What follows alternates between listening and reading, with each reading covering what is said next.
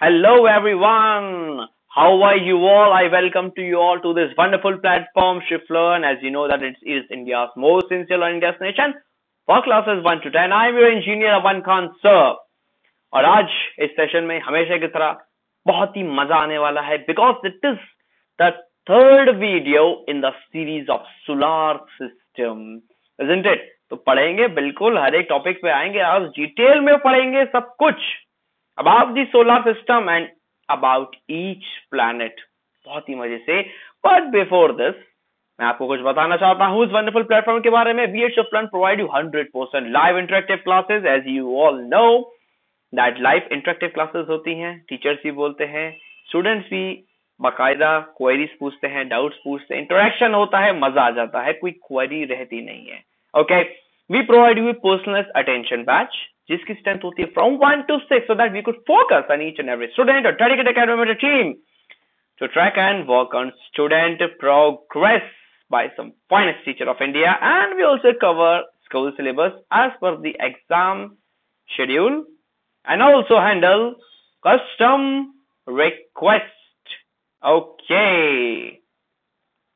We also provide you with a GPR or the detailed progress report so that you could be tracked at each and every step. You're free to attempt as many number of tests, also known as the SATs or the ShiftLearn Academic Test Series. And we also give you the subjective test for your school examination. Okay. तो चंदा सितारे मुझे बहुत अच्छे लगते हैं। आज asteroid belt भी आएंगे और हर एक प्लेनेट के बारे में डिटेल में आएंगे, बहुत मजा आने वाला है। पढ़ेंगे जुपिटर क्या होता है, कितने मून से, सैटर्न जुपिटर से आगे निकल गया क्या, आप मुझे बताइए किस चीज में, सब कुछ पढ़ेंगे डिटेल में। But before coming to the actual session एक हम्बल रिक्वेस्ट आपसे करनी है। मेरी बात तो आप मान ही सकते हैं, बिल्कुल मान सकते हैं ना, मेरे प्यारे बच्चे हैं आप। To please subscribe our YouTube channel ताकि हम भी जो भी अपडेट करें वीडियो के थ्रू आपको जल्दी से अपडेट्स मिल जाए, है ना। बस press that red colour button subscribe, then press the bell icon ting. But bell icon press करने का फायदा ये है कि जैसे ही हम कोई नया वीडियो अपलोड करेंगे आपके पास बिल्कुल एकदम इलेक्ट्रिसिटी की स्पीड से जो है नोटिफिकेशन आ जाएगा। तो चलें अपनी जर्नी पे, बिल्कुल। So let us proceed with this wonderful session of earth, sun and the moon, session number 3। Okay, तो आज का जो हमारा ऑब्जेक्टिव है क्लास का वो क्या होगा, आज हम बेटा डिटेल में पढ़ेंगे planets of the solar system. अभी तक हमने सन के बारे में पढ़ा था, अभी तक हमने सेलेस्टियल बॉडीज के बारे में पढ़ा था, हेवनली बॉडीज क्या होती हैं, एक्लिप्स क्या होता है। Now we are going to study in detail about each and every planet of the solar system. कितने हैं बेटा, 8 है 9 है, 8 है, इजंट इट। प्लूटो नहीं है प्लैनेट। बिल्कुल आप मुझे कमेंट कर करके बिल्कुल बीच बीच में बताते रहिए ताकि इंटरेक्शन, बेटा ShiftLearn सबसे पहले बताता है ना इंटरेक्टिव क्लासेस। तो मैं यहाँ से बोल रहा हूँ, आप भी कमेंट के थ्रू कम्युनिकेट करिए, इंटरेक्टिव क्लास होगी, मजा आ जाएगा। फेजेस ऑफ मून है ना, इस पे तो मैंने एक लोरी गाई थी, चंदा मामा दूर के हुए पकाए पूर के, है ना। तो आज फेजेस ऑफ मून पढ़ेंगे भाई। कभी कभार अमावस्या की रात आ जाती है, अमावस्या की रात आपने ज्यादातर हॉरर मूवीज देखी होंगी। उस दिन अमावस्या की रात है और एक बहुत खतरनाक भूत उस बड़े पहाड़ पे आपका इंतजार कर रहा है है ना।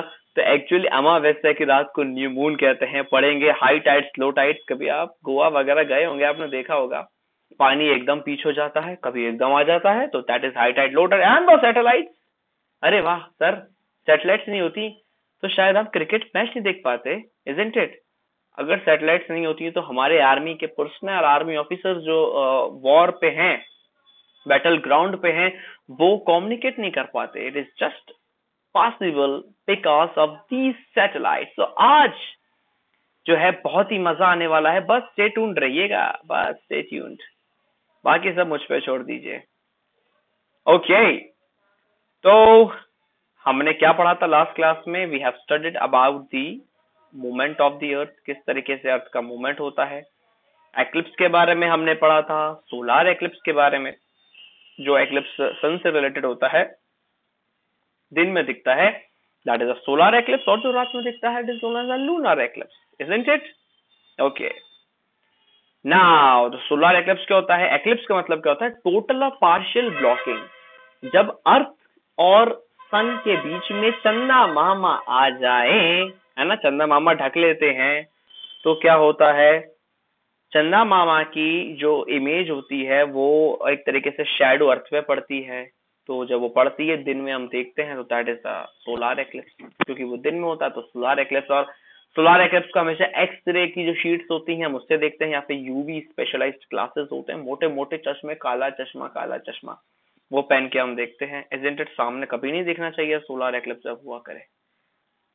तो ये देखिए, जैसा मैंने आपको बताया था, सोलर एक्लिप्स और लूनर एक्लिप्स। बेटा लूनर वर्ड आकर आप कभी भी सुने तो lunar word is generally associated with the moon. जब भी लाइफ में आओ लूनर समझ ले, लूनर ये। तो this word is specially used for the moon, है ना। मून के सरफेस के लिए कहते हैं हमने कि भाई हमारा एक जो मंगलयान है वो लूनार ऑर्बिट में आ गया, हमारा मंगलयान जो है लूनार सरफेस पर लैंड कर दिया, है ना। तो lunar is associated with moon. तो ये देखिए, अब जब हमारी प्यारी सी अर्थ बीच में आ जाती है मून के और सन के, तो अर्थ की शेडो कास्ट होती है मून पे। That that case is the case of lunar eclipse. रात में होता है बेटा लूनार एक्लिप्स। बिल्कुल को चांद को आप देखेंगे ऐसे से छुप जाता है। तो सोलर एक्लिप्स दिन में, लूनार एक्लिप्स रात में। तो ये सब चीजें हमने पढ़ी थी अच्छे से। रोटेशन ऑफ द अर्थ मैंने बताया था, जब अर्थ अपनी पोजीशन पे बना rotates about its main position, that is known as the rotation of the earth. It takes around 24 hours for the earth to rotate about its main position. Yeah. What causes the formation of day and night? It's just the rotation of the earth, isn't it? The face of the earth facing the sun. At that time it is day on that surface, that phase which is facing the sun, and on the opposite side it is complete darkness. So you can say that night है वहां पे उस वक्त। Okay, total solar eclipse जब पूरा का पूरा जो है कवर हो जाए सन, पूरा जो हमारा मून है एकदम सामने आ जाए, total solar eclipse. Similarly partial lunar eclipse, मतलब पार्शियली जब हमारी अर्थ बीच में आ जाए सन के और मून के। तो इतनी चीजें जो थी हमने पढ़ी थी लास्ट टर्न में, लास्ट सेशन में। अगर आपने नहीं देखा है तो प्लीज बेटा जल्दी जाइए और देख लीजिए। Now in this session, as you can see on the screen, that we are having 8 planets plus 1 planet has been excluded from the list of the planets, that is Pluto. And why it is excluded in this class, I'm going to tell you that only, dear students, so stay tuned. The sun and the celestial bodies that revolve around the sun from solar system, yes, we all know it. Apart from the moon and the sun, there are 8 planets in the solar system. Why there are only 8 planets? हमने तो पढ़ा था 2006 के पहले 9 थे। सब कुछ बताऊंगा इस क्लास में बेटा, मजा आ जाएगा। बस सीट बेल्ट होता है ना, बस आप तो सीट पे बैठ के सीट बेल्ट लगा लीजिए, कहीं नहीं जाना है। 1 घंटे तक अमन सर की क्लास है, शुक्लन पे आए हैं। तो चलिए पढ़ते हैं डिटेल में हमारे सोलार सिस्टम।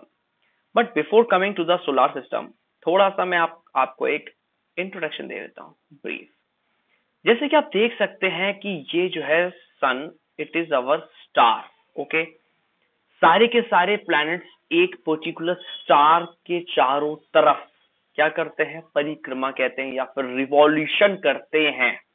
तभी तो ये सोलार सिस्टम कहलाता है। And there may be billions of stars, billions of galaxies, solar system present in this universe. We are not, we are not able to discover it till now, है ना।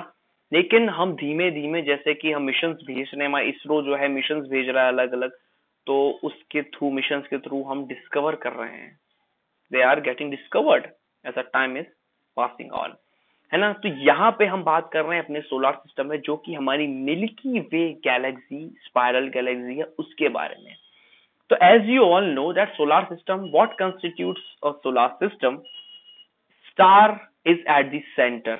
Okay, जो हमारे case में सन है, उसकी खुद की लाइट होती है, वो सेंटर में है। और जितने भी प्लैनेट्स हैं हमारे 8 planets, they revolve around that particular star in specified orbits, और they are known as the paths. ये जो आप देख रहे हैं रिंग्स, ये कहलाते हैं orbits.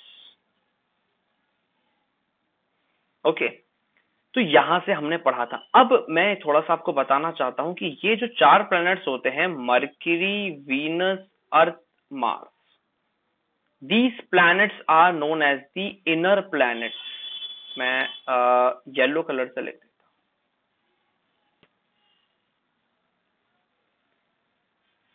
inner planets or the terrestrial planets, Mercury, Venus, Earth, Mars, and these planets, Jupiter, Saturn, Uranus, Neptune, they are known as the outer planets, है ना। और एक इंटरेस्टिंग सी चीज जो है मैं बनाना चाहूंगा, अगर आप लोग अलाउ करें। बेटा इनर प्लैनेट्स को आउटर प्लैनेट से एक चीज जो है डिवाइड करती है, ये देखिए, that thing it is known as the asteroid belt. Asteroid,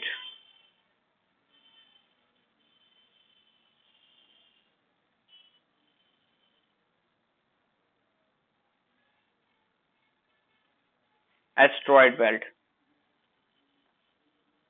okay. Asteroid belt का काम क्या होता है? It divides, it acts like a wall between the inner planets as well as the outer planet. 4 inner planets हो गए। अब inner planets मतलब इसलिए कहते हैं बिकॉज जितने भी इनर प्लैनेट्स होते हैं ना, ये रॉकी होते हैं बेटा। मतलब अगर हम किसी भी इनर प्लैनेट पे, मरकुरी, वीनस, अर्थ, मार्स, इनके सरफेस पे किसी भी मिशन को या किसी भी रोवर को या किसी भी रॉकेट को अगर आप लैंडर को हम लैंड कराएंगे तो क्या होगा, क्योंकि इनकी सरफेस रॉकी है तो आसानी से ये लैंड हो जाएंगे। जैसे कि अर्थ का सरफेस होता है ना, हार्ड सरफेस, रॉकी सरफेस, है ना, ग्राउंड ग्राउंड होता है, वैसे ये लैंड कर जाएगा। लेकिन अगर Jupiter, Saturn, Uranus, Neptune, they are gaseous type, ये गैस के बने होते हैं आउटर सरफेस में, जो आउटर स्पेस में होते हैं हमारे प्लैनेट्स। इसीलिए इनको कहते हैं they are the gaseous giant, क्योंकि हम लैंड नहीं करा सकते। इनका जो सरफेस होता है इतना स्टॉर्मी होता है, टोर्नेडो, विंड, साइक्लोन चलते हैं कि हमारा जो रोवर है या फिर जो हमारा लैंडर है वो यहाँ पे लैंड ही नहीं कर पाएगा। किसी भी हम स्पेस मिशन को यहाँ पे भेज ही नहीं सकते। तो इसीलिए मैंने एक आपको ब्रीफ इंट्रोडक्शन दे दिया कि what are the inner planets as well as the outer planets, ताकि हम अगर आगे एक एक प्लैनेट के बारे में पढ़ें तो आपको देखने में आसानी हो जाए। एक और चीज बताना चाहूंगा, ये जो आउटर प्लैनेट्स होते हैं ना, इनको जोवियन प्लैनेट भी कहते हैं। They are mainly made up of hydrogen and helium. जो आउटर प्लैनेट्स में बता रहा हूँ, ये जो येलो कलर के आप देख रहे हैं, हाइड्रोजन, हीलियम, अमोनिया के बने होते हैं। जोवियन क्यों कहते हैं? क्योंकि जुपिटर से नाम पड़ा है जोवियन।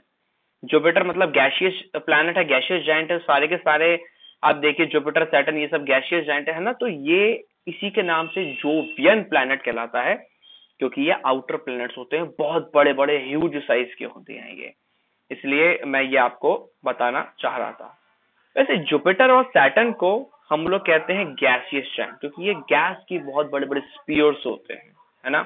और यूरेनस, नेपच्यून, क्योंकि यूरेनस और नेपच्यून का डिस्टेंस हमारे सन से बहुत ज्यादा है, दूर है, तो सनलाइट अच्छे से पहुंच नहीं पाती।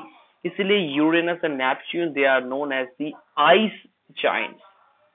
आइस के बने होते हैं ये। तो ये जो चीज थी मैं आपको बताना चाह रहा था। तो आज आगे बढ़े अपने मेन सेशन के साथ, हम एक एक प्लैनेट पे। ओके, इंटरेस्ट आ रहा है? बिल्कुल आएगा। और ये सब कैसे बना? ये बेटा सोलर सिस्टम हमारा बिग बैंग थ्योरी थी, एक बहुत बड़ा एक्सप्लोजन हुआ, उससे स्टार्स बने, सन बना, कोई कूल डाउन हुआ, मून बना, हमारे अलग अलग प्लैनेट्स बने, और अभी भी जो हमारा स्पेस एक्सपैंड होता जा रहा है। ओके, तो आते हैं सर मरकरी के ऊपर। तो ये नाम सर सबसे पहले बताइए, नाम जो मरक्यूरी है कैसे पड़ा? तो mercury is the messenger of Roman God. Roman God के जो मैसेंजर थे उनको कहते थे मरक्यूरी, है ना। तो it is known as the messenger of Roman god. It is the closest planet to the solar system. और ये रॉक्स का बना है, क्रेटर्स, लेक्स, इसमें बहुत बड़े बड़े क्रेटर्स हैं, माउंटेन्स हैं। और बेटा मरक्यूरी के बारे में मैं आपको बताना चाहूंगा कि it takes around 88 days to revolve around the sun. 88 days to revolve around the sun. हमारी अर्थ 24 आवर्स में, सॉरी, हमारी अर्थ क्या 365 days जो होता है ना। और मरकरी जो है 88 डेज लेती है ये करने के, ओके, रोटेट करने के, not revolve. Mercury takes 88 days to rotate, मतलब एक दिन जो होता है मरकरी 88, जैसे हमारे अर्थ में 24 डेज, तो Mercury 88 days to rotate around its own axis, okay. Now Mercury is the smallest planet, सबसे छोटा प्लैनेट है। और अगर आप देखें, थोड़ा ध्यान दें, तो आप मुझसे क्वेश्चन पूछिए, क्रॉस क्वेश्चनिंग करिए कि sir because Mercury situated at very less distance from the sun, तो सबसे हॉटेस्ट प्लैनेट मर्क्यूरी होना चाहिए, लेकिन नहीं। मर्क्यूरी में बेटा मैं आपको बताता हूं, टेम्परेचर जो होता है ड्रास्टिक चेंजेस होते हैं। दिन में टेम्परेचर बेटा चला जाता है, डे में मर्क्यूरी में इसका टेम्परेचर होता है 450 डिग्री सेल्सियस, और नाइट में मर्क्यूरी में टेम्परेचर जाता है माइनस के 180 डिग्री सेल्सियस।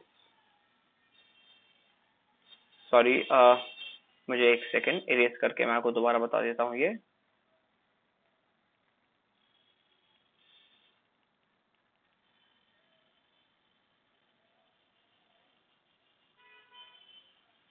या नाइट में जाता है -180 डिग्री सेल्सियस। बेटा ड्रास्टिक चेंजेस होते हैं मर्क्यूरी के सरफेस पे, और मर्क्यूरी पे क्या कोई एटमॉस्फेयर नहीं है, मैं बता दूं आपको, मर्क्यूरी में कोई एटमॉस्फेयर नहीं है, इसलिए जो हीट है यहाँ पे ट्रैप नहीं हो पाती है। सन जितनी भी लाइट जो है इसको देता है, ये वापस रिफ्लेक्ट बैक कर देता है। जितनी भी इंक्लाइंड होती हैं सन की रेज, सन लाइट मर्क्यूरी पे रिफ्लेक्ट बैक हो जाती है, इसलिए it is not the hottest planet of the solar system. और नेसा, नासा नासा नहीं कहते, वैसे हम लोग नासा कहते हैं, वैसे नासा नहीं होता, एक्चुअली नेसा होता है, जो अमेरिका की स्पेस एजेंसी है। नेसा ने 2 मिशन भेजे हैं बेटा इस पे, जिनका नाम मैं बता देता हूं। एक तो है मैसेंजर,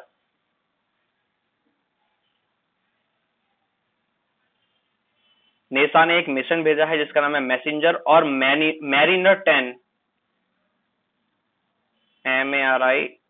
MARINER, मैरिनर 10। ये 2 मिशन जो थे स्पेशली मर्क्यूरी पे नेसा ने भेजे थे to study about the structure of this planet Mercury, which is the closest planet to the solar, which is the closest planet from the sun, जिसका temperature दिन में 450 डिग्री सेल्सियस रहता है, night में 180 डिग्री सेल्सियस रहता है ना। It is not the hottest planet, it is the closest planet, it is the closest planet to the sun, but it is not the hottest planet. अब आपको पता चल गया होगा हॉटेस्ट प्लैनेट क्यों नहीं है, कि जितनी सनलाइट इस पे आती है उतनी रिफ्लेक्ट बैक हो जाती है। नाउ अब आते हैं हमारी वीनस पे।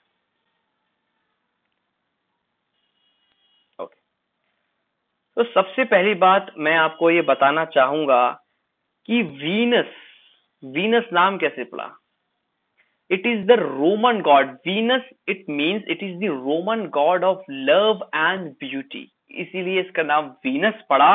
And it is the hottest planet of the solar system, it is the hottest planet. बेटा देख रहे हैं, hottest and the brightest planet. Why it is the hottest and the brightest planet मैं आपको बताऊंगा अच्छे से डिटेल में। बस उसके पहले आपको एक चीज बताना चाहूंगा कि it is also known as the earth twin, earth की सिस्टर है ये।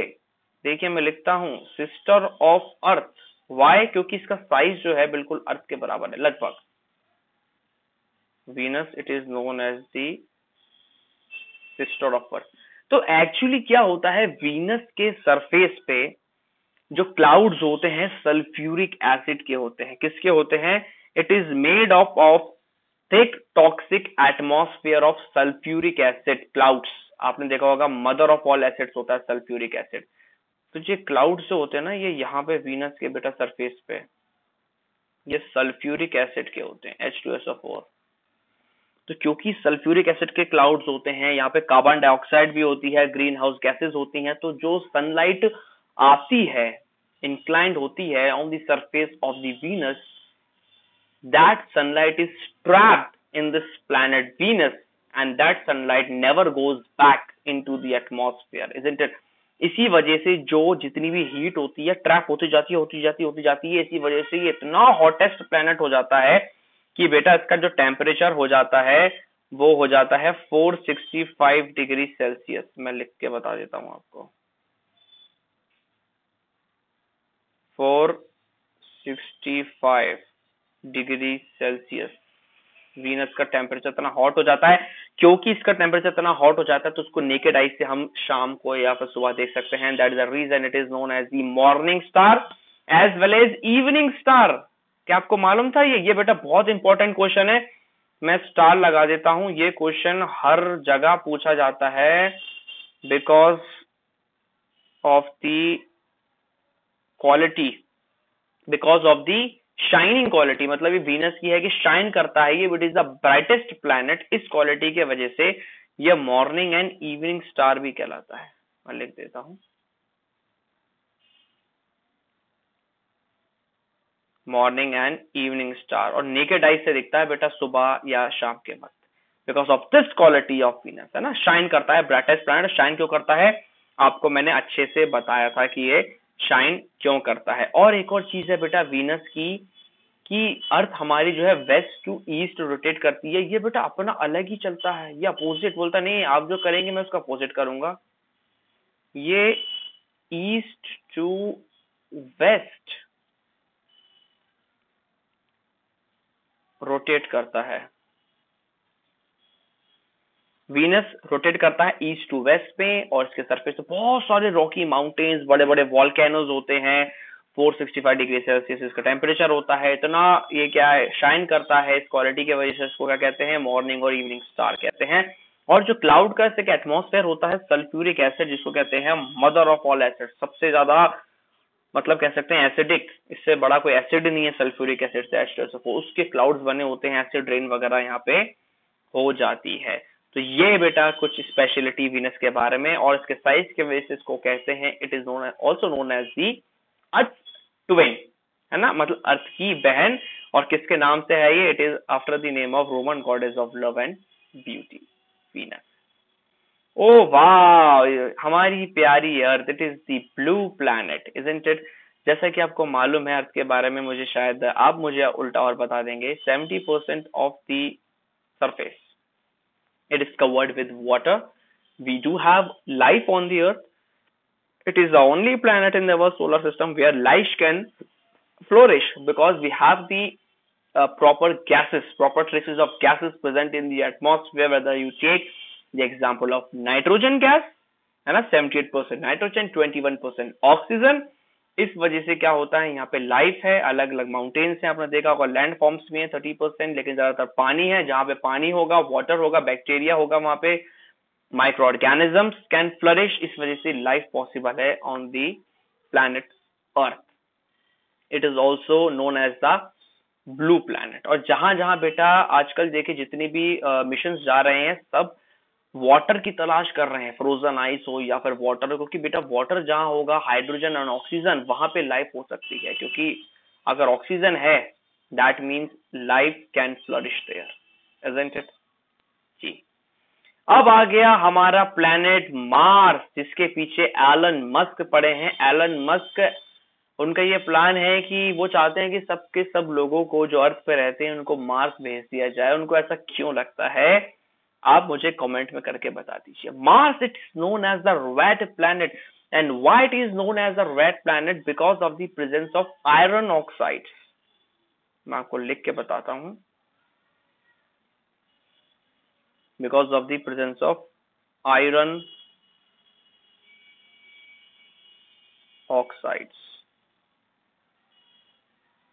और सर आप ये नहीं बताया कि मार्स का मतलब क्या होता है। It is the Roman God of war.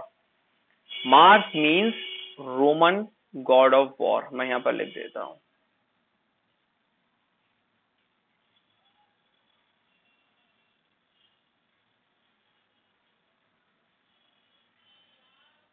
Mars means Roman god of war.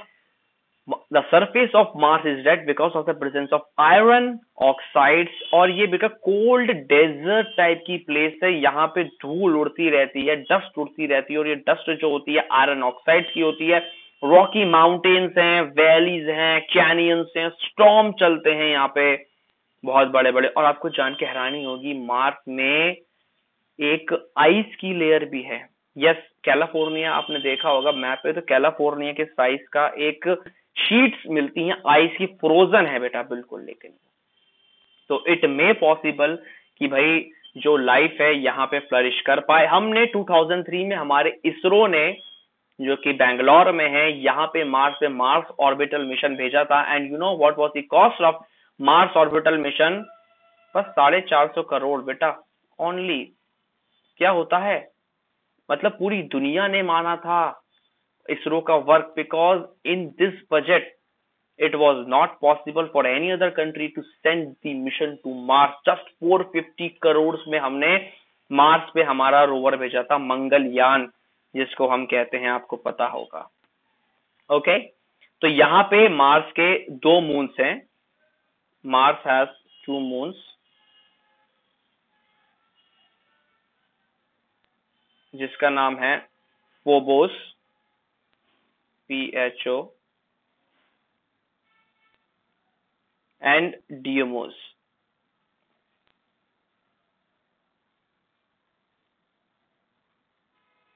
Phobos, PHO, BOS and Deimos 2 moon से यहाँ पे हमारे मार्स के 450 करोड़ पे मार्स ऑर्बिटर मिशन भेजा था। रेड प्लैनेट इसलिए कहलाता है क्योंकि रेड आयरन के ऑक्साइड्स हैं, बहुत ही बेटा विंड वगैरह चलती है, डेजर्ट टाइप का है, डस्ट उड़ती है बिल्कुल एकदम, जैसे यहाँ पे सहारा डेजर्ट में आपने देखा, सहारा डेजर्ट वगैरह में डस्ट उड़ती है ना, वैसे यहाँ पे बेटा आयरन ऑक्साइड की रेड रेड कलर की। जैसे अगर मार्स के सरफेस पे चलेगा तो बेटा डर जाओगे आप देख के, बोलो अरे ये क्या हो रहा है, खून की बारिश कैसे हो रही है, क्योंकि वो रेड कलर का है।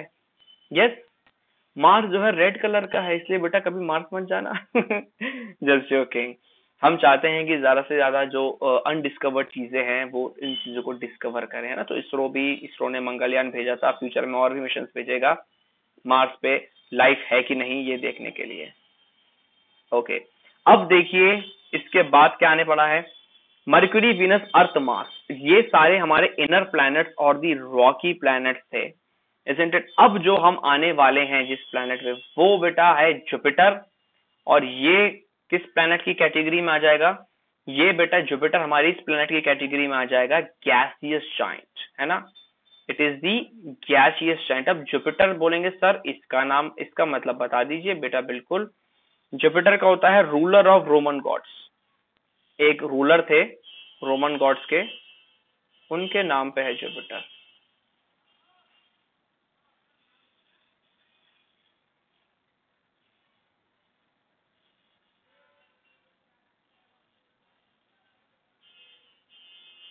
Ruler of Roman gods Jupiter.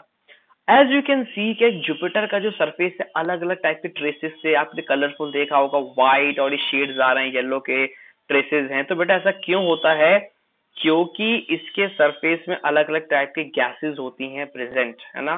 अलग अलग टाइप के इसके सरफेस पे गैसेस प्रेजेंट होती हैं, इसी वजह से ये जो हमारा जुपिटर है ये आपको अलग टाइप का थोड़ा सा दिख रहा है, कलरफुल दिख रहा है, कभी ये येलो दिख रहा है, कभी ये व्हाइट दिख रहा है ना। और इसके टोटल मैं बता दूं आपको 79 मून्स हैं। एक्चुअली थोड़े से डेटा में अपडेट करना चाहता हूँ, ये 79 मून्स हो गए अब थोड़ी, क्योंकि रिसर्च होती है बेटा नई नई, तो क्या अपडेट होते रहते हैं ना, तो इसलिए 79 मून्स हैं प्रेजेंटली जुपिटर के। और आपको बताना चाहता हूँ जुपिटर किस लिए फेमस है। It is the biggest planet of the solar system. Jupiter is the biggest planet of the solar system. और आपको जो एक हैरानी होगी, जुपिटर की जब भी बात चलेगी तो 2 चीजों की वजह से। पहले, it is the biggest planet of the solar system. दूसरा ये होगा कि जुपिटर के सरफेस पे एक बहुत बड़ा जाइंट स्पॉट जो मैंने बनाया है आपको, ये it is the giant spot, है ना। ये है जाइंट स्पॉट। ये giant spot it is nothing but a storm बेटा, बहुत बड़ा तूफान है ये। और आपको मालूम है कितना बड़ा है ये? 10,000 माइल्स वाइड। जाइंट स्पॉट जो है ये एक स्टॉर्म है, 10,000 माइल्स,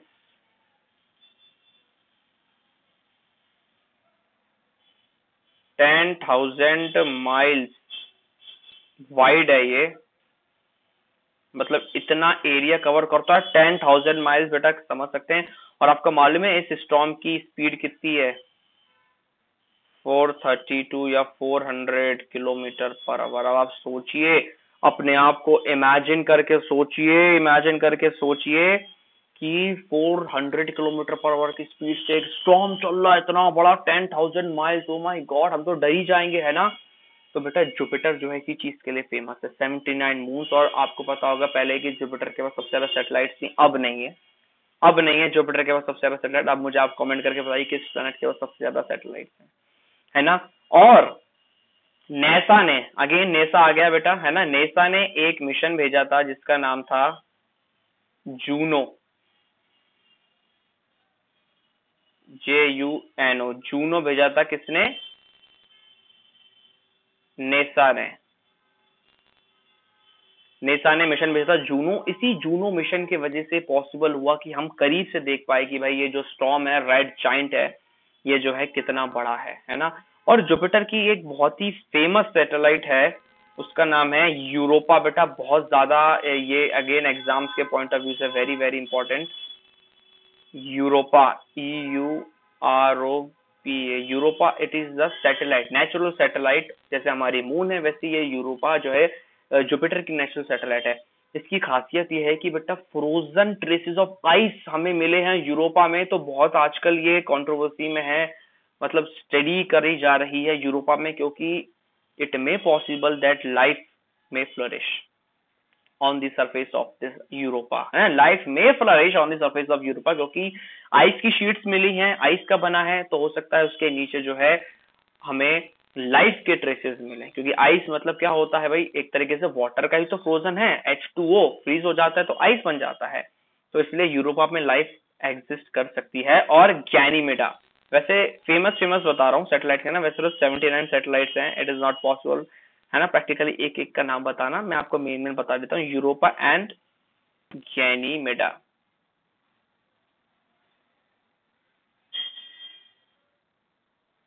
ये जो है हमारे natural satellites of the Jupiter हैं। तो अभी तक का सेशन कैसा लग रहा है, इंटरेस्ट आ रहा है कि नहीं, प्लीज मुझे अपने कमेंट्स के थ्रू बताइए। प्लैनेट्स के बारे में आपको इतनी इन्फॉर्मेशन बेटा पूरे यूट्यूब पे कहीं नहीं मिलेगी, सारी इन्फॉर्मेशन को कंपाइल कराए बेटा। मैं जब आपको वीडियो डिलीवर करता हूं तो सारी इंफॉर्मेशन को कंपाइल करके, सब कुछ रीड करके, रिसर्च करके, सब कुछ फिर कंपाइल करके देता हूं कि कोई भी चीज आपको यहां से दूसरा वीडियो देखने की जरूरत नहीं पड़े, किसी भी टेक्स्ट बुक में जाने की नजर नहीं पड़े, है ना। तो बेटा ये है पूरे एक एक चीज। और आप इस तरीके से इमेजिन करिए, अगर आप जुपिटर का और अर्थ का जो है कंपैरिजन करना चाहते हैं इन टर्म्स ऑफ साइज, तो आपने ग्रेप देखा है, छोटा सा ग्रेप देखा ही होगा, है ना। तो इमेजिन करिए अगर हमारी अर्थ एक ग्रेप है, हमारी अर्थ एक छोटी सी ग्रेप है या फिर एक अंगूर है, तो जुपिटर जो है वो बास्केटबॉल है। कैन यू इमेजिन, मतलब मैंने एक तरीके से आपको कंपैरिजन करने के लिए बताया है कि अगर अर्थ इज ए ग्रेप छोटी सी, तो ये जो है हमारा Jupiter, it is the basketball. या if earth is a grape then Jupiter is the basketball. ये मैं बता रहा हूं आपको साइज कंपैरिजन के लिए। ओके, तो ये स्पेशलिटी है बेटा हमारे जुपिटर की, विथ 79 मून्स। अब सबसे ज्यादा नेचुरल सैटेलाइट या मून जुपिटर के पास नहीं है, सैटर्न के पास है। अभी रिसर्च हुई थी 2019 में। तो आई होप कि अब आपको चीजें समझ में आ रही हैं धीमे धीमे। It is named after the ruler of Roman gods Jupiter. आजकल एक्टिव वो स्कूटी भी आती है टीवीएस की, टीवीएस जुपिटर, है ना। यूरोपा गैनीमेडा, यूरोपा मतलब यहाँ पे आइस की शीट्स मिली हैं तो लाइफ एग्जिट कर सकती है। और आपको मैंने जाइंट स्पॉट बेटा, हो ही नहीं सकता कि जुपिटर की बात चले और जाइंट स्पॉट का नाम नहीं आए। ओके, तो आई होप कि मैंने आपको सारी इंफॉर्मेशन बता दी है इस चीज से रिलेटेड, जुपिटर से रिलेटेड। अब आते हैं नेक्स्ट प्लैनेट। ओ वाओ, सबसे beautiful planet, oh wow my God, सबसे ब्यूटीफुल प्लैनेट है ना ये, क्या कहते हैं आप, है कि नहीं? क्या नाम है इसका? सैटर्न। अब इसका मतलब होता है Roman God of agriculture.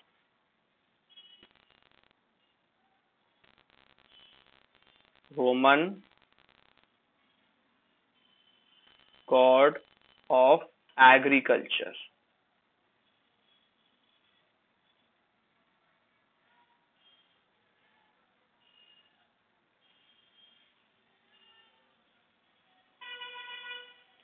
Sorry, थोड़ी सी मेरी राइटिंग जो है थोड़ा सा पेन स्लिप कर रहा है। हाँ, अब लिखता हूँ Roman God of agriculture.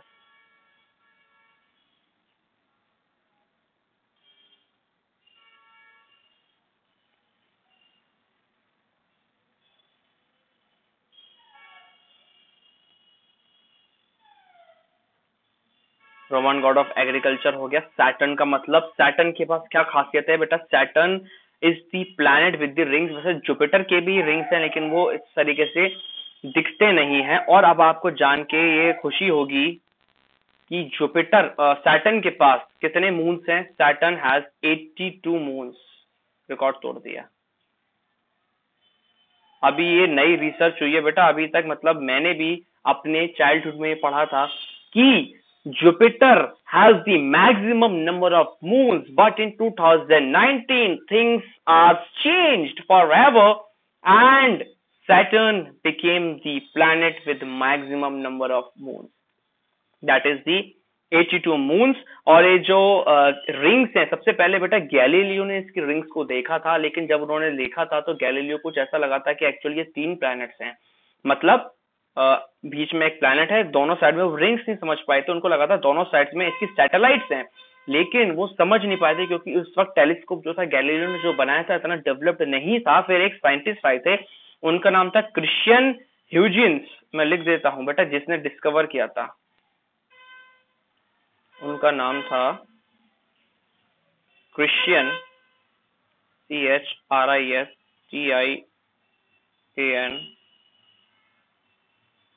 HUYGENS।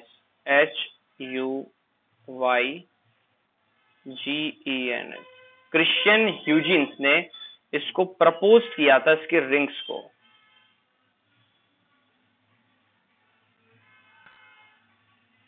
Christian Huygens नाम के साइंटिस्ट थे, एस्ट्रोफिजिसिस्ट थे। इन्होंने मतलब क्या किया था? साइंटिस्ट थे, एस्ट्रोनॉमर थे यू में से। इन्होंने प्रपोज किया था कि सैटर्न के रिंग्स हो सकते हैं और 82 के मून्स हैं। और क्या खासियत है सैटर्न की कि भाई इसके जो रिंग्स हैं ये एक्चुअली बने किसके होते हैं? क्या आप मुझे बता सकते हैं? जल्दी से बता दीजिए। वैसे सैटर्न का सरफेस हाइड्रोजन हीलियम का बना होता है, लेकिन जो इसके रिंग्स होते हैं ये फ्रोजन आइस जो होती है, फ्रोजन आइस और रॉक्स के जो पार्टिकल्स होते हैं, ये मैं बता दूं, फ्रोजन आइस मतलब जमी हुई,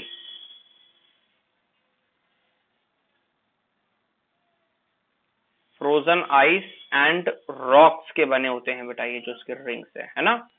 और सैटर्न खुद प्लैनेट जो है किसका बना होता है? हाइड्रोजन और हीलियम का। और आपको मालूम है, अगर सैटर्न, अगर ऐसा पॉसिबल होता कि हम सैटर्न को उठा के स्विमिंग पूल में डाल देते, अगर ऐसा होता तो सैटर्न इतना लाइट है, उसकी डेंसिटी इतनी लाइट होती है कि Saturn could float on the surface of water. Can you imagine? Just imagine. Okay, यही बताना चाह रहा था मैं आपको, है ना। और सैटर्न जो है पूरा फोकस है सैटर्न पे, 82 मून। और टाइटन बेटा इसका बहुत ही फेमस एक सैटेलाइट है या मून है, इसका नाम है TITAN, Titan. Titan, it is the natural satellite और it is the moon of this planet which is known as the Saturn. तो आई थिंक मैंने बेटा सारे के सारे जो फैक्ट्स हैं बेटा, अब ये देखिए प्लैनेट्स के बारे में थोड़ा सा फैक्ट्स ही हमें याद रखने पड़ेंगे क्योंकि अलग अलग प्लैनेट्स, अलग अलग कंपोजिशन, सारे फैक्ट्स हैं बेटा, तो उसमें मैं शायद ही कुछ कर पाऊं। ओके, नाउ हम आ जाते हैं यूरेनस। ओहो, यूरेनस। तो सर सबसे पहले हम बात करते हैं कि यूरेनस जो है ये क्या मतलब, इसका नाम का मतलब क्या है? It is the personification of heaven in ancient myth. मतलब इसको एक तरीके से हेवन कहा गया है, नाम जो इसका है। एशियंट जो मिथ होती है इसको जो नाम है हेवन, मतलब इसका नाम का मतलब है यूरेनस का। तो सर इसका जो है सबसे पहली बात बता दूं मैं आपको कि यूरेनस, आपको मालूम है वीनस एंड यूरेनस, ये प्लैनेट दोनों ही उल्टे हैं, मतलब सब लोग वेस्ट से ईस्ट की तरफ जाते हैं, ये लोग ईस्ट से वेस्ट की तरफ रोटेट करते हैं, ईस्ट टू वेस्ट, सारे प्लैनेट्स के opposite. Only Venus and Uranus east to west rotate करते हैं ये, और इस प्लैनेट को कहा जाता है प्लैनेट ऑन इट्स साइट। क्या कहते हैं? Planet on it's site. ऐसा क्यों कहते हैं बेटा? क्योंकि सारे के सारे जो प्लैनेट्स होते हैं थोड़े मतलब टिल्टेड नहीं होते। जैसे अर्थ हमारी 23.5 डिग्री टिल्टेड है अपने एक्सिस पे, ये 90 डिग्री टिल्टेड है बेटा। ये जो है 90 डिग्री का एंगल बनाता है अपने ऑर्बिट से, बिल्कुल एक तरीके से 90 डिग्री तक टिल्टेड है, क्योंकि ये 90 डिग्री तक टिल्टेड हो जाता है अपने एक्सिस से, इसीलिए क्या कहते हैं, बिल्कुल एकदम हंग टाइप का लगता है, बिल्कुल साइड में लटका हुआ लगता है, इसलिए इस प्लैनेट को कहते हैं Uranus. It is the planet on its side, मतलब एक तरीके से ऑड प्लैनेट टाइप का है ये। और इसके जो क्लाउड्स हैं हाइड्रोजन सल्फाइड के बने हैं बेटा। इसके जो क्लाउड्स है ना, क्लाउड्स,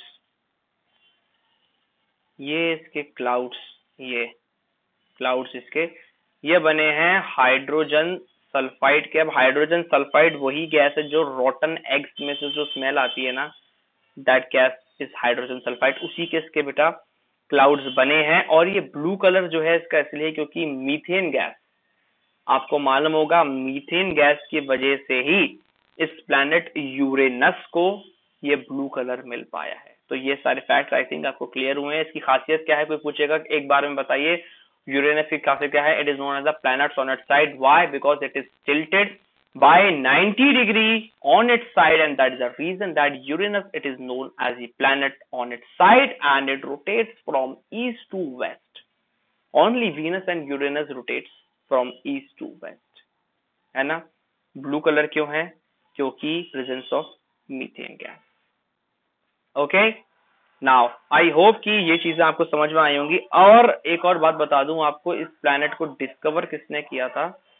तो यूरेनस को डिस्कवर किया था विलियम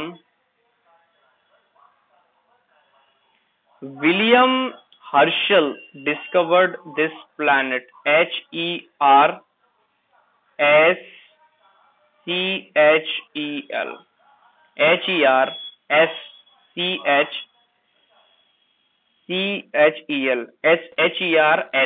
हर्स, CHEL, हाँ, Herschel, William Herschel discovered that planet known as the Uranus. तो आई होप कि सारे के सारे फैक्ट्स जो हैं आपको क्लियर हो गए होंगे। और बताते जाइए बेटा कैसा लग रहा है, मजा आ रहा है कि नहीं आ रहा? मजा आ रहा है तो प्लीज एक बार लाइक कमेंट सब्सक्राइब कर दीजिए। सारे के सारे फैक्ट्स बताऊंगा बेटा, कोई फैक्ट जो है खाली नहीं जाएगा, कोई फैक्ट नहीं छूटेगा। आपको ये वीडियो देखने के बाद कहीं जाने की जरूरत नहीं है related to solar system. Okay, अब आ गए हमारा नेपच्यून। ओ माय गॉड, कितना प्यारा सा प्लेनेट है। You know what is the meaning of Neptune? It is the Roman God of water. अब वाटर से क्या रिलेट कर सकते हैं हम? वाटर से हम सर इसलिए ये रिलेट कर सकते हैं क्योंकि ये ब्लू कलर का है ना। पानी कैसा होता है? सिर्फ ट्रांसपेरेंट होता है, लेकिन इसे रोमन गॉड ऑफ वाटर कहते हैं, इसके नाम का मतलब है। Neptune means Roman God of water. And आपको इसके बारे में बता दूं, it is the first planet जो कि मैथमेटिक्स की कैलकुलेशन करके प्रिडिक्ट किया गया है। It is the first planet to be discovered by using mathematical calculation. Maths की बेटा कैलकुलेशन करे थे, और किसने किए थे मैथ्स के कैलकुलेशन? उनका नाम है जर्मन एस्ट्रोनॉमर जोहान गेल। मैं लिख देता हूं, जर्मन एस्ट्रोनॉमर थे, इनका नाम था Johann Galle, GALLE। Johann Galle was a German astronomer जिन्होंने कैलकुलेशन करके mathematical, it is the first planet to be discovered by using mathematical calculation. बाकी सब टेलीस्कोप से होता था, है ना। तो इसको डिस्कवर किया गया है। और इसकी क्या खासियत है कि भाई known for supersonic strong winds, कि सुपरसोनिक मतलब साउंड की स्पीड से बहुत तेज ये है, स्ट्रॉन्ग विंड्स वगैरह यहाँ पे चलती हैं। और इसको फाउंड किया गया था किसमें, मैथमेटिकल कैलकुलेशन यूज करके।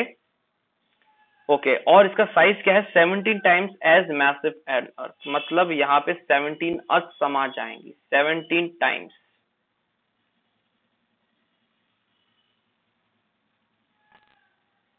इनटू अर्थ। और इतना प्यारा सा ये ब्लू कलर का इसलिए दिख रहा है क्योंकि आपको मालूम है प्यारा सा ब्लू कलर का क्यों दिख रहा है, क्योंकि रोमन गॉड ऑफ वाटर इसको कहते हैं। That is the speciality of Neptune. बहुत तेजी से यहाँ पे क्या चलता है, बहुत तेजी से विंड्स वगैरह ब्लो करती हैं।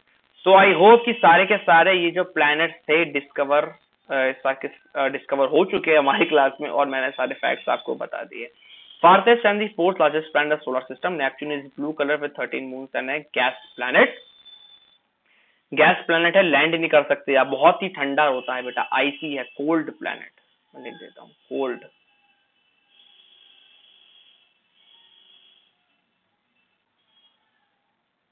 बहुत ठंडा प्लैनेट है, कोल्ड प्लैनेट है बेटा।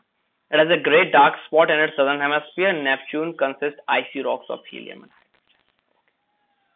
अब प्लूटो बेटा क्या हो गया प्लूटो के साथ, बेटा प्लूटो को पहले क्या हम मानते थे कि it is a planet, but after 2006 things are changed forever. क्या हुआ कि पहले ही हमें ये बात पता थी कि जो प्लूटो है वो नेपच्यून के ऑर्बिट में आ रहा है, बार बार आता था चला जाता था प्लूटो, बार बार आता था छेड़ के चला जाता था प्लूटो में। फिर 2006 में इंटरनेशनल एस्ट्रोनॉमिकल यूनियन की एक कॉन्फ्रेंस हुई, वहां पे प्लैनेट्स की डेफिनेशन को चेंज कर दिया। अब प्लैनेट्स कुछ इस तरीके से हैं कि all the bodies which revolves around a star, all the spherical bodies, मतलब जो है स्पीयर होना चाहिए, है ना, पहले तो गोल होना चाहिए, दैट इज अ प्लैनेट, और वो चारों तरफ रिवॉल्व करें एक स्टार के, दैट इज अ प्लैनेट। और दो कंडीशन सेटिस्फाई हो गई। तीसरी कंडीशन ये थी कि प्लैनेट की डेफिनेशन ये होती है कि आसपास के जितने भी डेब्रीज हो, जैसे कि हमारा प्लैनेट, अगर थोड़ा सा मैं आपको एक्सप्लेन करूं कि भाई प्लूटो प्लैनेट क्यों नहीं है, तो इमेजिन करिए आप कि दिस इज सन, ओके, और ये जो है ऑर्बिट है, और प्लूटो मान लीजिए आप इस कलर का।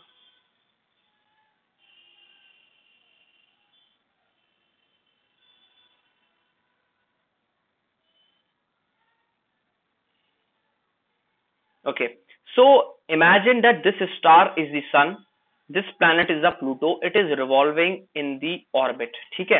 तो अब न्यू डेफिनेशन के हिसाब से क्या होना चाहिए कि जो ये प्लूटो रिवॉल्व कर रहा है ऑर्बिट में, तो इसके आसपास की जो ये डेब्रीज होती है ना, ये आसपास की ये डेब्रीज, रॉक्स, आइस के जो पार्टिकल्स होते हैं, कोई भी प्लैनेट अपनी ग्रेविटेशनल फील्ड के वजह से आसपास की डेब्रीज को क्लियर करते हैं। जो थोड़े बहुत डेब्रीज होते हैं आसपास की, जब वो ऑर्बिट करता है, क्लियर कर दे। So that is the definition of a planet, new definition of the planet. But Pluto के केस में ऐसा नहीं था, इसलिए इसको क्या बोला कि नहीं बेटा, छोटे से प्यारे से प्लूटो, आपने आसपास की डेब्रीज को क्लियर नहीं किया, मतलब अब आप नहीं रहे प्लैनेट। ओ, ये क्या हुआ, ये तो बिल्कुल नहीं होना था। ये बेटा केस हो गया था प्लूटो के साथ, है ना। तो अब आपको अच्छे से क्लियर हो गया होगा कि why Pluto is no longer a planet. लेकिन थोड़ा सा इमोशनल फील करने की जरूरत नहीं है। 2016 में आपको एक गुड न्यूज बता दूं, इन द ईयर 2016 साइंटिस्ट ने एक नया प्लैनेट डिस्कवर किया, 9th प्लैनेट डिस्कवर किया, जिसका नाम है प्लैनेट एक्स। प्लैनेट एक्स, और दी 9th प्लैनेट कह सकते हैं इसको, प्लूटो की बात नहीं कर रहा मैं। In 2019, scientists discovered a new planet known as the Planet X, or the 9th planet in our solar system। और आपको जान के हैरानी होगी, इसको किसी टेलीस्कोप से नहीं देखा गया था, बट जो ग्रेविटेशनल फील्ड थी ये एग्जर्ट करता था दूसरे हेवनली बॉडीज में, उसके बेसिस पे पता चला कि भाई कोई नाइन्थ प्लैनेट या प्लैनेट एक्स भी है, तो इसलिए इमोशनल फील करने की जरूरत नहीं है। हाँ ठीक है, Pluto is no longer a planet, but ये नाइन्थ प्लैनेट तो आ गया है, planet X, which was discovered in 2016। तो इस बात से आप बिल्कुल खुश हो जाइए। ओके ओके, तो ये बेटा एक बहुत बड़ा फेज हमने कंप्लीट कर लिया है प्लैनेट से रिलेटेड। आई होप कि ये चीजें आपको अच्छे से समझ में आई होंगी। अब हम बेटा आते हैं मून पे।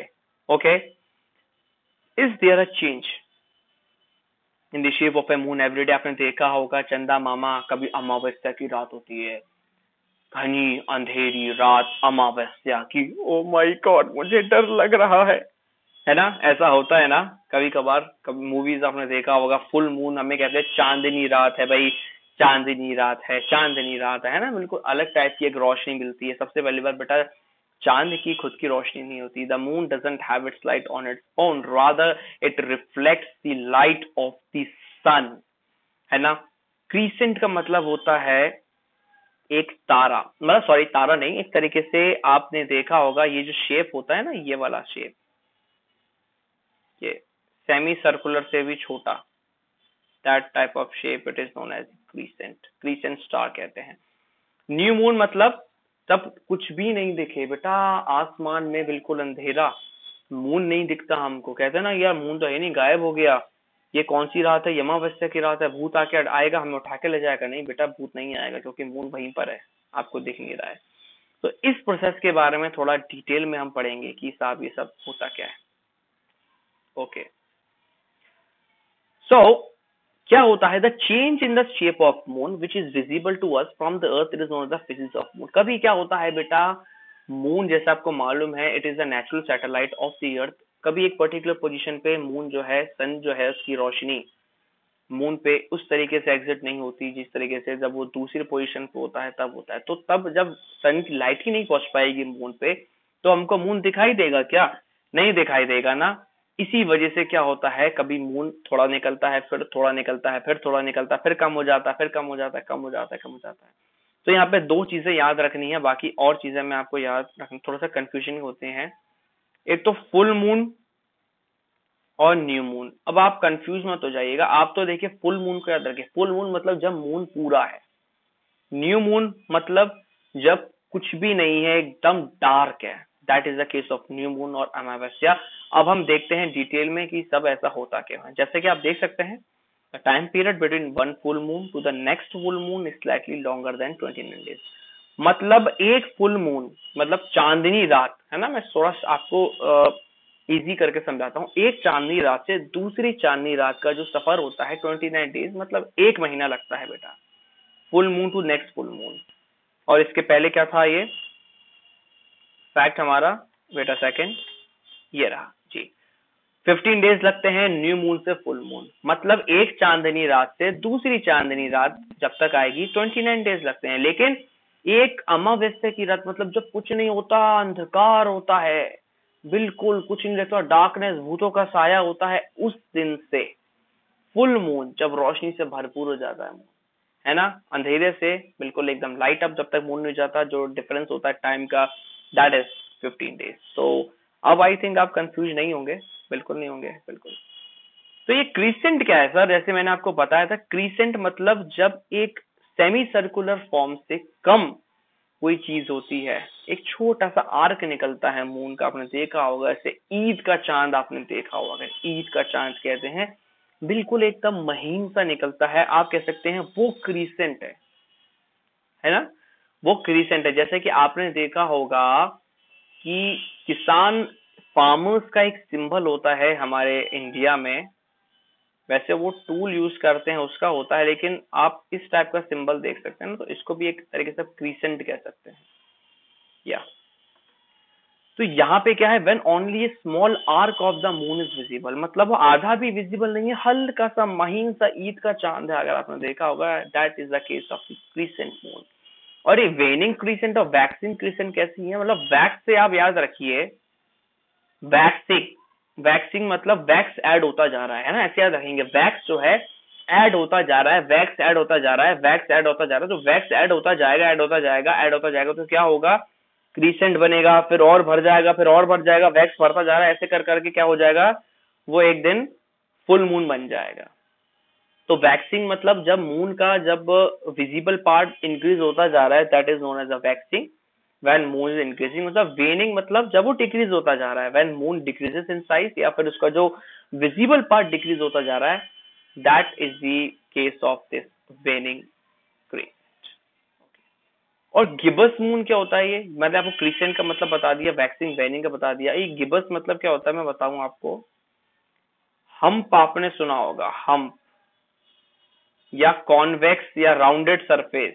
कॉन्वेक्स सरफेस आपने देखा होगा ना, कॉन्वेक्स चम्मच को उल्टा करके इस टाइप का जो सरफेस होता है, या फिर राउंडेड सरफेस होता है ना इस टाइप का, that is known as the gibbous moon. मतलब जब सेमी सर्कुलर से ज्यादा होता है मून का साइज, तब उसे कहते हैं गिबस मून।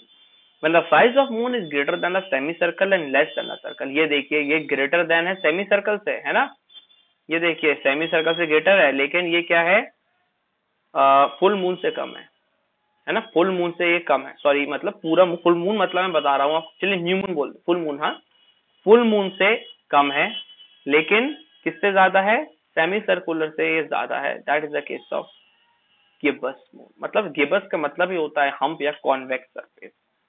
ये देखिए, अब वैक्सिंग गिबस मतलब when moon is increasing in size, waning gibbous मतलब when moon is decreasing in size. मतलब गिबस कुछ नहीं है, एक तरीके से शेप का नाम है, ऐसे सर्कुलर होता है, सेमी सर्कुलर होता है, तो मतलब सर्कल और सेमी सर्कल के बीच का जो साइज होता है ना, that shape it is known as a gibbous moon. मतलब मैं आपको थोड़ा सा और क्लैरिफिकेशन बताऊं, ये हमारा सर्कल हो गया, ये हमारा सेमी सर्कल हो गया। अब गिबस का केस क्या होगा, ये केस हो जाएगा गिबस का, है ना, बीच वाला केस गिबस का हो जाएगा। सर्कल, सेमी सर्कल, गिबस, ये मैं बताना आपको चाहता। ओके,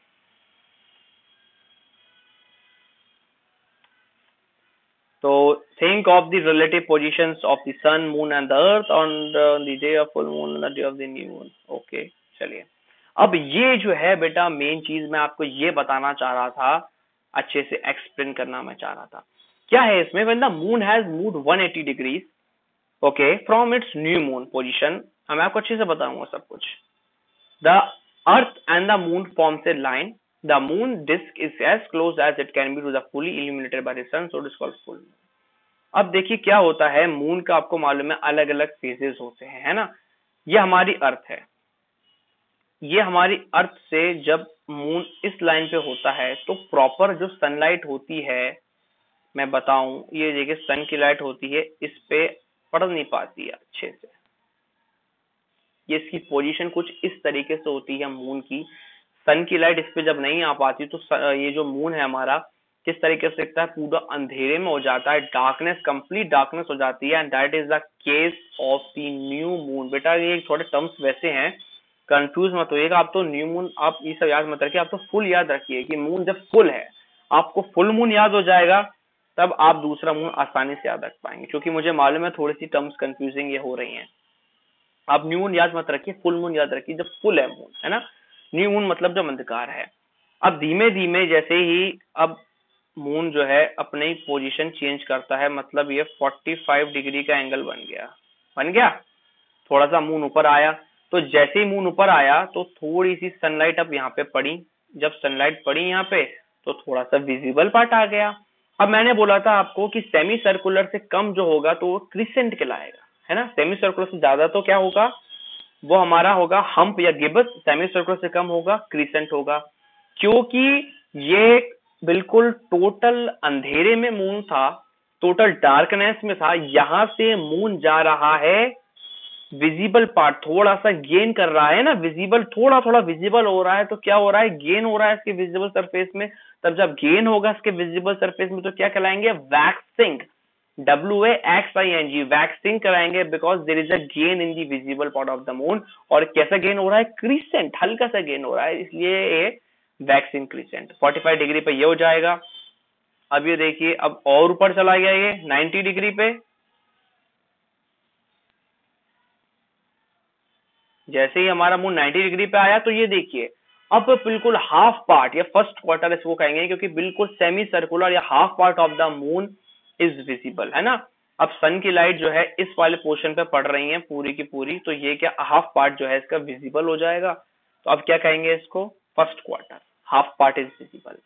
अब थोड़ा सा और मून आगे बढ़ा, है ना, डिग्री बढ़ी, क्या हो जाएगा, 135 डिग्री हो जाएगा ना। यस, ये क्या 135 डिग्री हो जाएगा ये।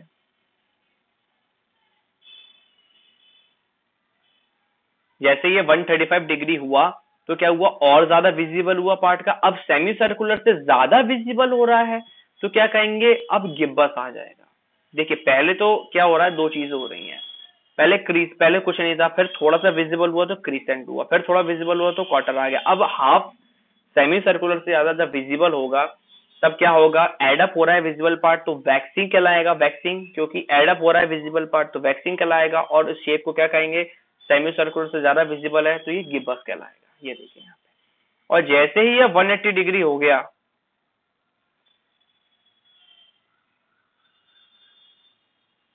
जैसे ही 180 डिग्री हो गया तो पूरा का पूरा सारी की सारी रोशनी मून पे पड़ रही है, पूरा का पूरा मून इल्यूमिनेटेड हो गया। ये वैक्सिंग होते होके गिब्बस से कहला के पूरा का पूरा चांद बन गया, फुल मून हो गया बेटा।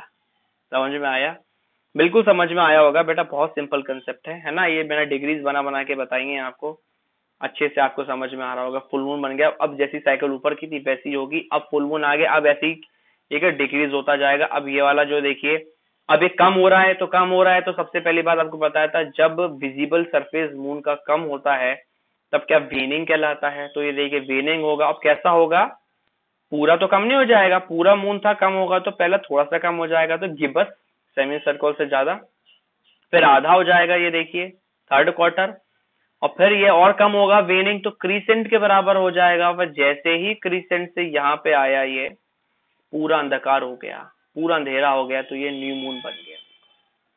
ये बेटा पूरी साइकिल थी। और आपको मालूम होगा मैंने बताया था एक फुल मून से दूसरा फुल मून 29 डेज लगते हैं, और न्यू मून से फुल मून कितने, 15 डेज लगते हैं। कमेंट करके बता दीजिए। बिल्कुल, ओके। तो ये बेटा पूरी कहानी थी। Light from the sun lights up the side of the moon facing away from the earth, presenting the earth with the darkened side. This is called a new moon. Okay. Now the first man to land on the moon were the crew of American space mission Apollo 11. Apollo 11 carried 3 American astronauts. ये मैं आपको पहले ही बता चुका हूँ, last से last video में आप देखिएगा, मैंने डिटेल में बताया है। Neil Armstrong, Edwin Aldrin, Michael Collins. Neil Armstrong was the first man to step on the moon. और बेटा एक बहुत फेमस मूवी बनी है इन पे, फर्स्ट मैन, ऑस्कर के लिए नॉमिनेट करी गई थी, जरूर देखिएगा, इट इज द मास्टरपीस, है ना। तो Neil Armstrong was the first man to step on the moon. और आपको मालूम है नील आर्मस्ट्रॉन्ग ने जब स्टेप किया था मून पे, तो नील आर्मस्ट्रॉन्ग का जो पहला स्टेटमेंट था, it goes like this, small step on the moon is a big leap for the mankind. These were the words of Neil Armstrong, the first man to step on the surface of the moon. तो ये बात थी, Apollo 11 mission था। अच्छे से मैंने आपको last turn पे भी बताया था, लास्ट वीडियो में बताया था 1969 में नेसा और नील आर्मस्ट्रॉन्ग के बारे में आपको एक चीज बताई थी। नील आर्मस्ट्रॉन्ग मतलब एक तरीके से सिविलियन थे, प्रोफेसर थे, बाकी जो उनके कलीग्स थे Edwin, Buzz Aldrin and Michael Collins, ये मिलिट्री के हाई रैंकिंग ऑफिसर्स थे। तो ये चीज मैंने बताया ना आपको, इस वीडियो को देखने के बाद आपको सोलर सिस्टम को लेके कहीं जाने की जरूरत नहीं है, सब कुछ बता दिया बेटा, कुछ भी नहीं छूटा इसमें, है ना, कुछ भी नहीं छूटा। जो जो चीजें इसमें रहती हैं सोलर सिस्टम में सब कुछ कवर करा दिया। अब हमने चांद के बारे में पढ़ दिया, मून। कभी आप गोवा गए क्या, गोवा या किसी बीच पे आपने देखा होगा, कभी कभार हाई टाइड्स आ जाते हैं, मजा आता है। जब कभी कभार पानी वापस रिसीड करता है तो थोड़ी थोड़ी आपने देखा होगा अलग अलग टाइप के वेस्ट प्रोडक्ट्स वगैरह, है ना, पॉलीथीन्स या कैंस वगैरह जो है वो सरफेस पे आ जाते हैं। जैसे आप ओडिशा के सरफेस पे देखें, गोवा के आप सी शोर पे देखें, ओडिशा के सी शोर पे देखें आप, ये मैटर ऑफ कंसर्न भी है, क्योंकि बहुत ज्यादा वेस्ट, ओशियन वेस्ट जो है हमारी बीचेस के सरफेस पे आता है। ऐसा क्यों होता है? आपको मालूम होगा हाई टाइड्स लो टाइड्स के बारे में, है ना, टाइड्स अगर क्या किस वजह से होता है। चलिए तो देखते हैं ये जो टाइड्स होता है किस वजह से होता है। आपको जैसे मालूम है कि सन के चारों तरफ हमारी अर्थ रिवॉल्व कर रही है और हमारे अर्थ के चारों तरफ मून रिवॉल्व कर रहा है, इजंट इट? तो ऑब्वियस सी बात है, we know that the size of the earth is huge in comparison with the moon. तो भाई एक दूसरे पे हमारी जो अर्थ होगी और हमारा जो ये मून होगा, कुछ ना कुछ ग्रेविटेशनल पुल लगाएंगे, है ना। मून भी लगाएगा ग्रेविटेशनल पुल अर्थ के सरफेस पे, अर्थ भी लगाएगा ग्रेविटेशनल पुल मून के सरफेस पे। तो बेटा यही केस होता है जब हमारा मून अर्थ पे ग्रेविटेशनल पुल लगाता है। अब आप पूछेंगे सर ऐसा क्यों होता है? बिकॉज बेटा इसलिए होता है क्योंकि 70% of the surface of the earth it is made up of water. 70%, आपको पता होगा 70% पानी होता है अर्थ के सरफेस पे, इसीलिए रिजिड नहीं है ना। लैंड तो रिजिड है, लेकिन पानी वो जो है वो तो एक तरीके से लिक्विड है। तो इसीलिए आप जो है चेंजेस देख पाते हैं ग्रेविटेशनल पुल के।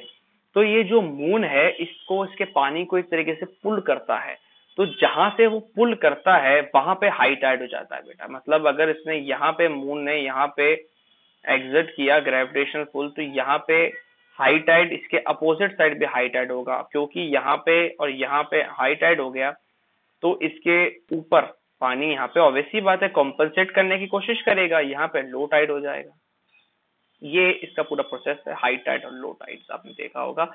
और टाइडल एनर्जी जो होती है ना इसी पे काम करती है। हाई टाइड्स में एक टरबाइन लगाते हैं, फिर एक रिवर्सिबल टरबाइन, मतलब थोड़ा सा डिटेल में जाऊंगा आपको समझ में नहीं आएगा।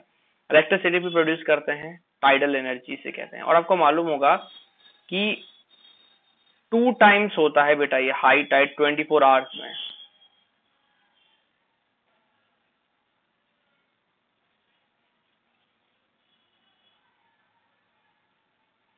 टू टाइम्स में ये 24 टाइम्स होता है ना हाई टाइड।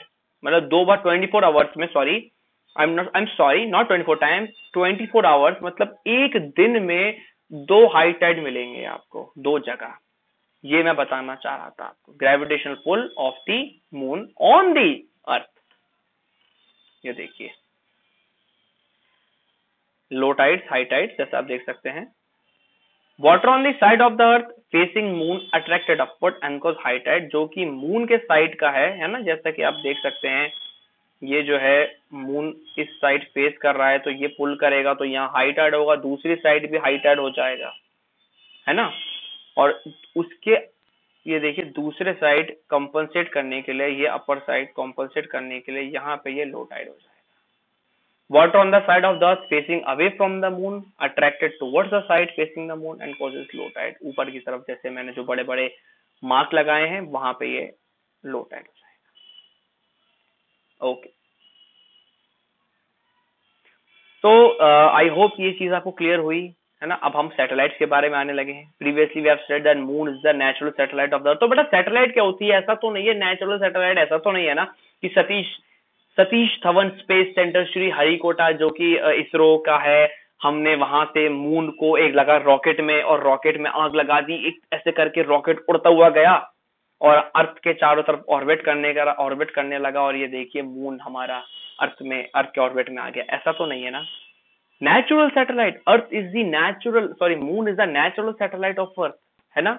इसलिए तो नेचुरल सैटेलाइट है कि बेटा ऐसे नहीं है कि सतीश धवन स्पेस सेंटर श्री हरिकोटा से हमने लॉन्च पैड पे गए और मून को लेके लगा दिया और रॉकेट बिल्कुल हवा में उड़ गया अर्थ के ऑर्बिट में आ गया। ऐसा नहीं है ना। नेचुरली जो है एग्जिस्ट करा है मून हमारा, इसी वजह से ये जो है मून को नेचुरल सैटेलाइट कहते हैं अर्थ की।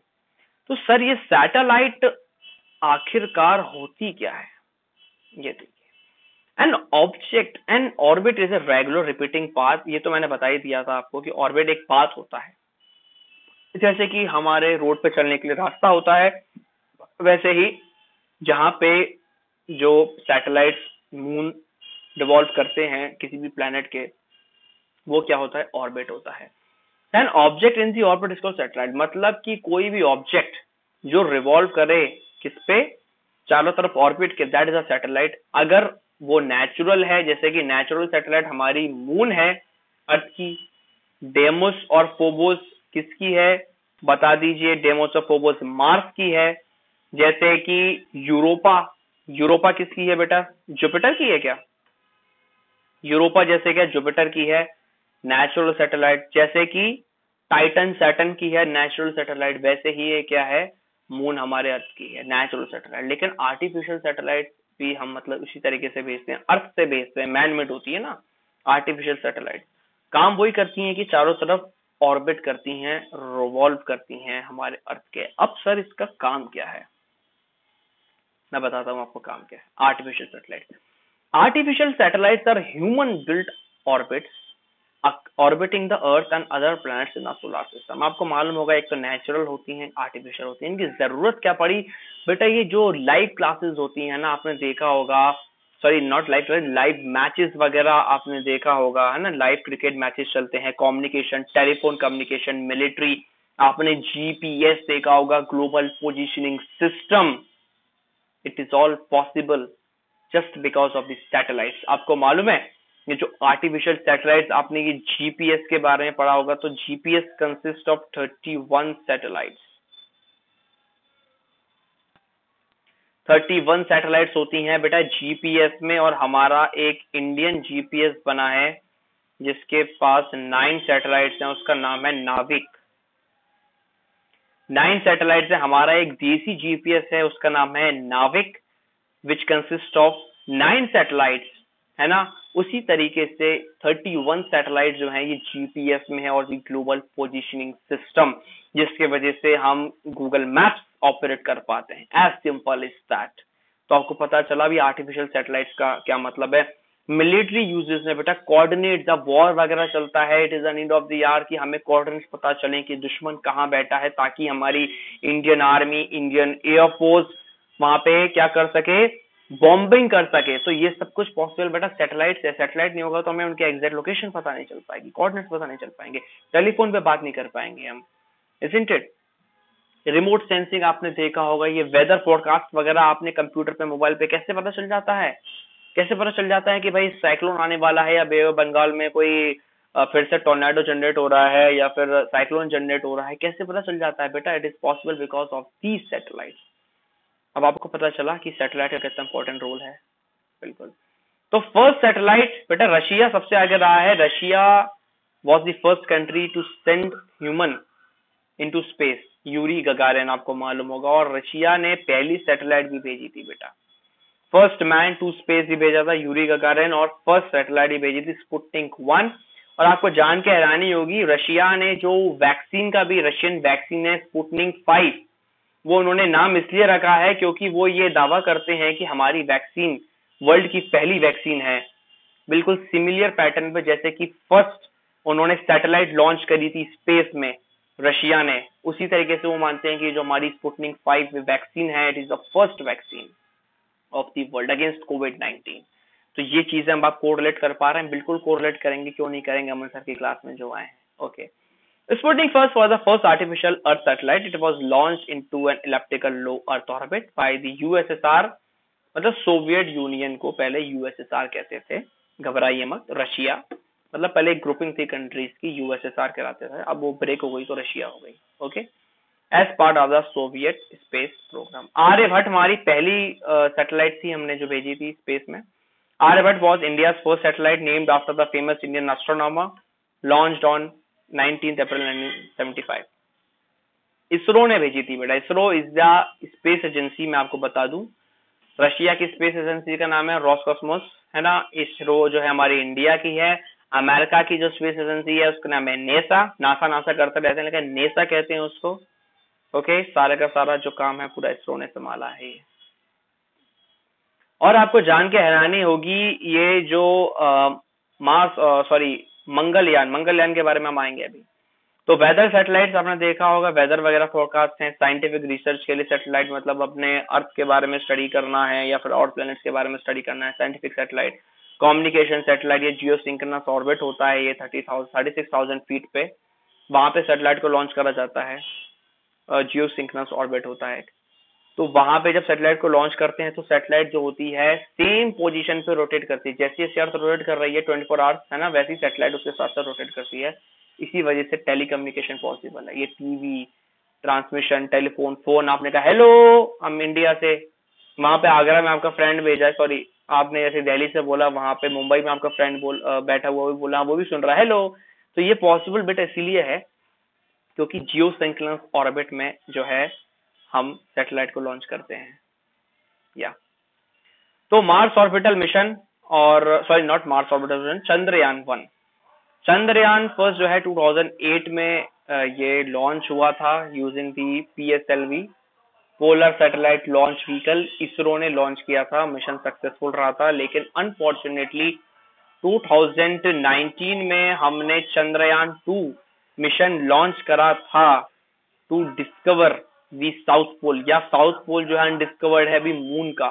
चंद्रयान मतलब चांद से है। तो हमने चंद्रयान मिशन लॉन्च किया था, चंद्रयान 2 2019 में, बट अनफॉर्चुनेटली वो फेल हो चुका।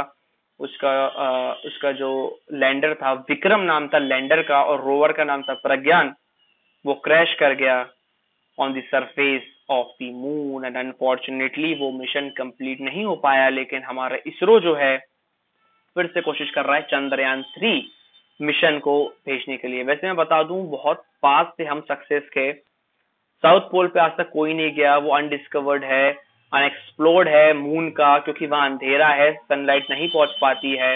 इसीलिए हमने सोचा it is the best opportunity for India to send the Chandrayaan 2 mission on the surface of moon, but unfortunately वो पूरा नहीं हो पाया।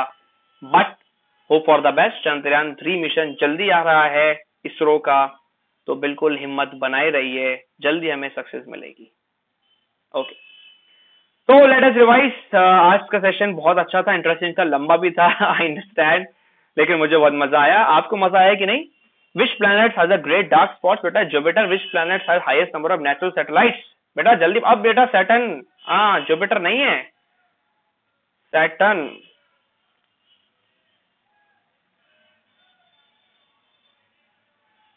Define low tide. बेटा जो ग्रेविटेशन पुल करता है, जो मून का सरफेस, मून का जो वो होता है हमारा, moon is a natural satellite, जो अर्थ का फेस मून फेस करता है, वहां पे जो पुल होगा that is the high tide, और जो अपोजिट डायरेक्शन में दूसरे साइड में कॉम्पनसेट करने के लिए होगा वो लो टाइड होगा।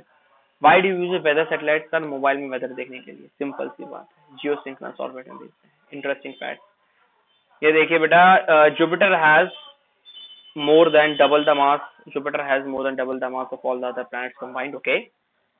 Saturn has more moons than any other planet in the solar system. ये देखिए आगे इंटरेस्टिंग फैक्ट, सैटर्न के पास सबसे ज्यादा मून्स होते हैं। अपडेट हो गई ना बेटा, पहले जुपिटर के पास, अब सैटर्न के पास हो गया। कितने हैं अभी बताया था मैंने? 82 moon Saturn against 79 of Jupiter. Only 8 planets have been discovered on solar system. There is a compelling evidence for 9. मैंने बता दिया आपको 9 प्लैनेट के बारे में, प्लैनेट एक्स है ना, ये भी मैंने अच्छे से बता दिया आपको। ओके, ओहो, she was the first Indian women.